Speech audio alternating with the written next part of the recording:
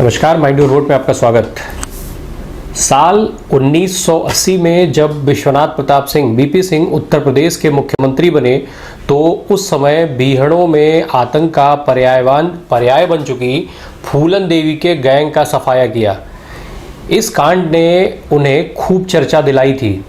इसके ठीक एक दशक बाद जो पूर्वी उत्तर प्रदेश के क्षेत्र हैं वहाँ भी कुछ ऐसा ही हुआ, बस उलट ये हुआ कि वहाँ न कोई मुख्यमंत्री बना और ना ही किसी का सफाया हुआ।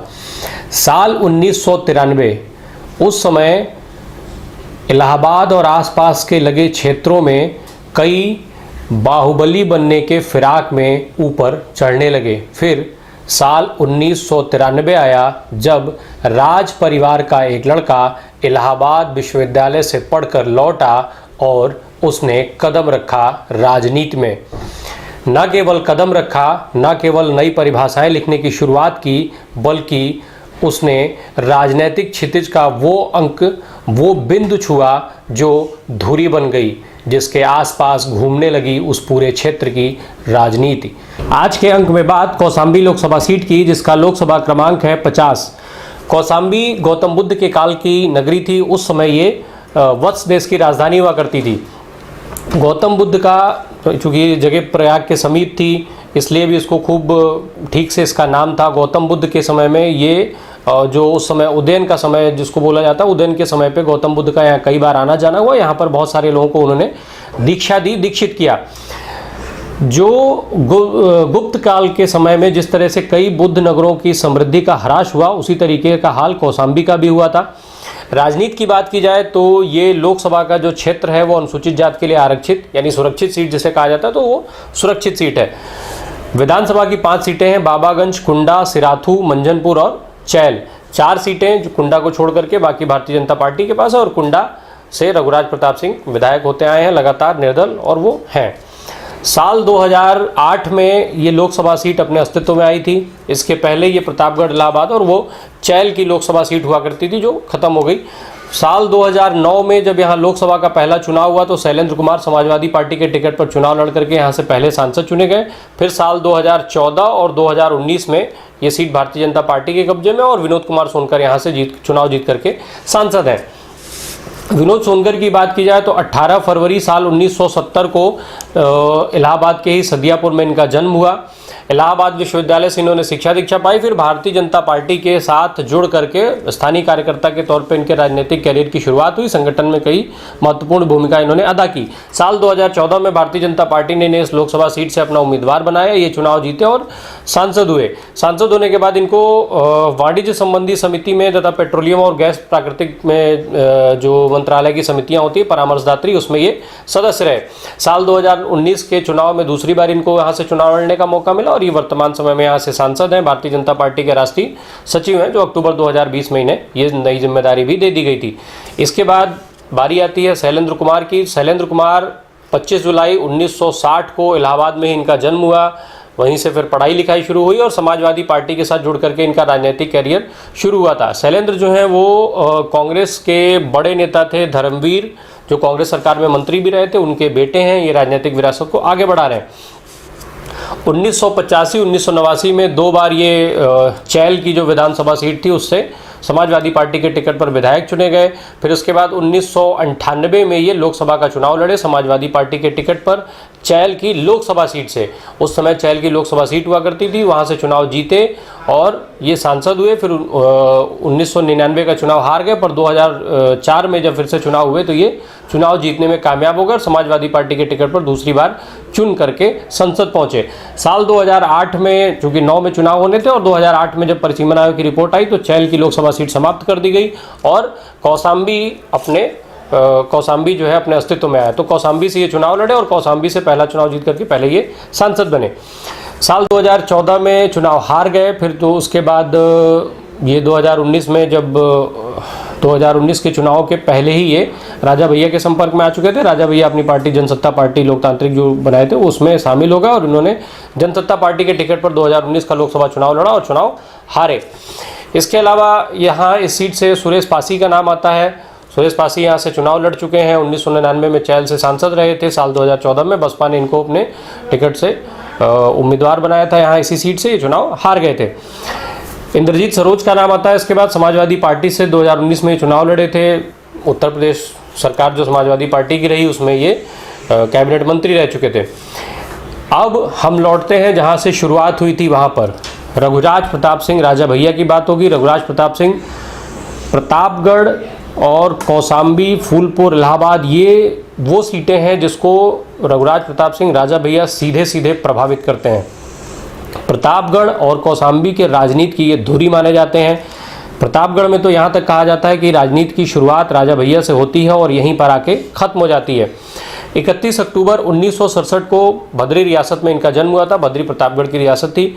इनके दादा राजा बजरंग बहादुर सिंह स्वतंत्रता संग्राम सेनानी थे, हिमाचल प्रदेश के राज्यपाल रहे। इनके पिता उदय प्रताप सिंह विश्व हिंदू परिषद और आरएसएस के मानद पदाधिकारी थे। मानद मानी जैसे जो गैर वैतनिक पदाधिकारी होते हैं, तो उसमें ये सक्रिय थे। हालांकि राजनीति में ये कभी सक्रिय नहीं रहे। राजा भैया अपने परिवार से पहले व्यक्ति थे जो राजनीति में आए। इलाहाबाद विश्वविद्यालय से इनकी पढ़ाई हुई। इलाहाबाद से इनके जो शुरुआती शिक्षा थी वो इलाहाबाद में हुई। बाद में इन्होंने लखनऊ विश्वविद्यालय से पढ़ाई की, मेडिवल हिस्ट्री और मिलिट्री साइंस की पढ़ाई की, वकालत की पढ़ाई की। साल 1993 में ये कुंडा से अपना पहला विधानसभा का चुनाव लड़े थे। उस समय इनकी उम्र थी 26 वर्ष। हालांकि ये भी कहा जाता है कि उस समय ये वास्तव में 24 साल के ही थे, पर चूंकि उससे कम 25 साल 26 साल में चुनाव ही लड़ना होता है, तो 26 साल इनकी उम्र दर्शाई गई थी। 26 साल के चुनाव लड़े थे। कुंडा की विधानसभा सीट से ये पहली बार विधायक चुने गए। भारतीय जनता पार्टी के समर्थन में भारतीय जनता पार्टी ने इनको समर्थन दिया था, निर्दल चुनाव लड़े थे। फिर 1996 में भी यही हुआ, भारतीय जनता पार्टी के समर्थन से ये इसी सीट से दूसरी बार चुने गए। फिर इसके बाद 2002, 2007, 2012 का चुनाव ये समाजवादी पार्टी के समर्थन से लड़े, निर्दल ही लड़ते आए। 2017 में भी निर्दल लड़े थे और ये वर्तमान समय में यहाँ से विधायक हैं। इनके नाम पर यहाँ से निर्दल चुनाव लड़ करके जीतने का कीर्तिमान है। बहरहाल राजा भैया, उत्तर प्रदेश की सरकार बिना इनके पूरी नहीं हो पाई। जब से ये सक्रिय राजनीति में आए तब से उत्तर प्रदेश में जितने भी सरकारें बनी उन सब में सारी सरकारों में ये लगभग सारी सरकारों में ये मंत्री रहे, मायावती को छोड़ करके। कल्याण सिंह की सरकार हो, मुलायम सिंह की सरकार हो, रामप्रकाश गुप्ता की सरकार हो या फिर राजनाथ सिंह की सरकार हो, अखिलेश यादव की सरकार हो, ये सारी सरकारों में कैबिनेट मंत्री रहे। इनके लिए कहा जाता है कि साइकिल चलाने से लेकर हवाई जहाज उड़ाने तक का हुनर इनके पास है। राजनीति में ये हवा के रुख को पहचानते हैं, जिधर हवा बहती है उधर ये चलते हैं। विवादों से इनका गहरा नाता रहा है। आपराधिक प्रवृत्ति के नेता माने जाते हैं, बाहुबली नेता के तौर पर इन्हें जाना जाता है। इनकी जो बेटी की कोठी है उसमें 600 एकड़ में एक तालाब बना हुआ है, जिसमें 2002 में जब मायावती की सरकार बनी थी तो उस समय जब उसकी छानबीन कराई गई तो उसमें से कई नरकंकाल मिले थे, जिसके बाद इनको जेल भेज दिया गया था। इनके ऊपर उस समय पोटा के अंतर्गत कार्रवाई हुई थी। हालांकि पोटा जब केंद्र में कांग्रेस की सरकार आई तो उसने वो कानूनी खत्म कर दिया। हालांकि ये जेल गए, फिर जेल से बाहर आए। जिस समय ये जेल में थे उसी समय इनकी पत्नी ने जुड़वा बच्चों को जन्म दिया था। बाद में बहुत सारी चीज़ें, तमाम तरीके के और बड़े विवाद हुए थे। जब 2003 में मुलायम सिंह यादव की सरकार जैसे ही आई वैसे तुरंत पहला काम यही हुआ था कि राजा भैया को छोड़ा गया था। और उस समय कई तमाम बड़े चेहरे जो मुलायम सिंह यादव वहाँ पहुँचे थे, वहाँ पर योगी आदित्यनाथ पहुँचे थे और इस तरीके के कई और भी बड़े, राज ठाकरे वगैरह भी इनके छूटने के बाद इनसे मिलने पहुँचे थे। बहरहाल 2013 में फिर से इनके ऊपर एक बड़ा विवाद हुआ था, जब तत्कालीन वहाँ जो कुंडा में तत्कालीन डीएसपी जियाउल हक हुआ करते थे। एक दंगे को रोकने के समय पे उनकी हत्या कर दी गई थी और हत्या का आरोप राजा भैया पर लगा था।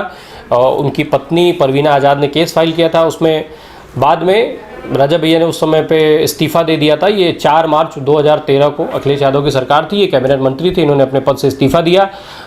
लगभग जब वो सीबीआई को उसकी जांच सौंपी गई और सीबीआई ने प्रारंभिक जांच में ही इनको क्लीन चिट दे दी थी, जिसके बाद फिर से ये मंत्री बने। बहरहाल वर्तमान समय में विधायक हैं। भारतीय जनता पार्टी इनको खूब समर्थन करती है। जनसत्ता पार्टी लोकतांत्रिक इनकी अपनी पार्टी है। घुड़सवारी और निशानेबाजी के खूब शौकीन हैं। ये सारी चीज़ें जो हैं वो एक तरफ हैं। इनकी जो व्यक्तिगत छवि है वो जनता में खूब अच्छी मानी जाती है। इनके यहाँ जनता दरबार लगता है, जनता की परेशानियों को वो सॉल्व करते हैं। यहाँ तक कहा जाता है कि एक पैरेलल सरकार चलाते हैं। समाज सेवा में भी खूब सक्रिय होते हैं। हर साल 101 जोड़ों की विवाह का जिम्मा उठाते हैं। इस तरीके के तमाम और सामाजिक कामों में वे लगे रहते हैं। बहरहाल राजनीति के धुर माहिर, बाहुबली और राजनीति के केंद्र बिंदु के तौर पर इनको जाना जाता है। अब इस लोकसभा सीट पर समीकरणों की बात की जाए तो वोटरों की कुल संख्या लगभग 17,64,884 है, जो 2019 के आंकड़े थे, जिसमें 9,59,193 पुरुष मतदाता हैं तो 8,15,565 महिला मतदाताओं की संख्या है। जातिगत आंकड़ों की बात की जाए तो यहाँ जो आबादी की बात की जाए तो उसमें 85% आबादी हिंदू धर्म से संबंध रखती है तो 13% आबादी मुस्लिम समुदाय से आती है। जातिगत आंकड़ों की बात की जाए जो वोटरों में सामान्य करीब 43.8% हैं तो वहीं पिछड़ा 28.7% और अनुसूचित जाति जनजाति 27.5%। ये यहाँ के जो जातीय समीकरण हैं, ये वो जो वहाँ प्रभावित करते हैं। बहरहाल यहाँ का जो जीत का फैक्टर है, जो प्रत्याशियों के भाग्य का फैसला करता है, वो दलित, पिछड़ा और मुस्लिम समुदाय के वोटर्स हैं। धन्यवाद।